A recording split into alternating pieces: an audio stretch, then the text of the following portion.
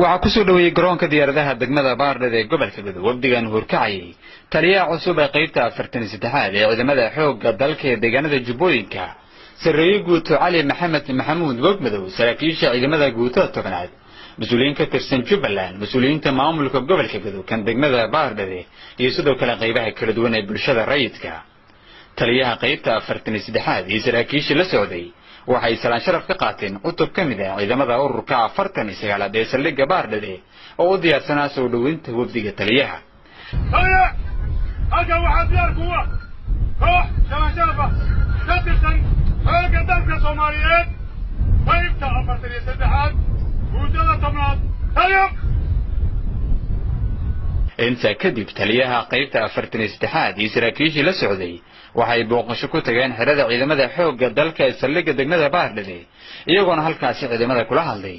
gaashaan la sareeyay Maxamed Cadow Cali Sanka taliyaha guutada tobnaad qaybta 43 ee ciidamada xoogga dalka ee gobolka Gadow ayaa wafdiga taliyaha ku soo dhaweeyay xirada ciidanka isagoona taliyaha qaybta ugu warbixiyay xaaladda ay ku sugan yihiin ciidamada ciidankaana si fiigiisa iyo maxaa la oran jiray geesinimadiisa iyo disciplinkiisa iyo tababarkiisa iyo waxtarkiisa runtii la arkay waxa ka soo baxay iyo runtii guusha ay ka gaareen dagaalka al-shabaab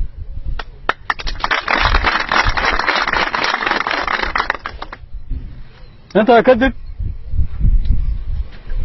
taliyuhu waxyaabaha loo baahan yahay oo ciidanka uu baahan yahay oo nooc kasta ah oo aad tabaysaan oo maskaxdiina ka guuxayso ayadoo oral ah iyo ayadoo qoraal ah baan u gudbiyay asaga iyo insha Allah bidnillaahi kariim gudiga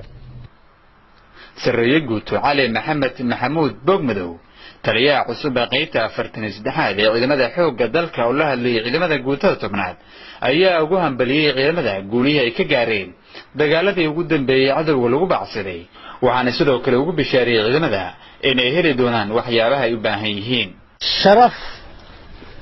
iyo maamuus iyo rayrayn bay tahay inaan soo booqdo guutada tobnaad ururka 49aad qaybta 43aad Baardheer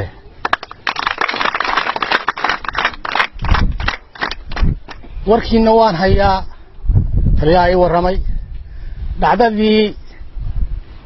nabadiidku ay isku dayeen rabadaantii waa la socday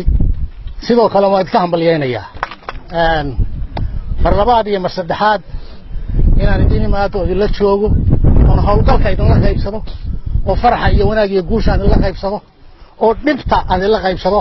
oo haday naxdin timaadaan la naxo oo haduu qosol jiro aan la qoso taasaan u joogaa taasaan ku tala jiraa sidii uu taliyihiin u sheegay baahi badan baa jirta oo anigaba ii muuqata haday direys tahay haday kabii tahay haday hub tahay haday gaadi tahay haday daawadii tahay alaale iyo wixii ciidanku u baahnaa oo dhan waxba dhiman laakiin haddii aanu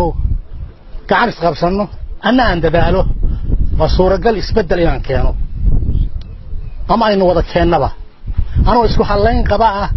dawladdaas suuban aynu leenahay Umar Idris Ahmed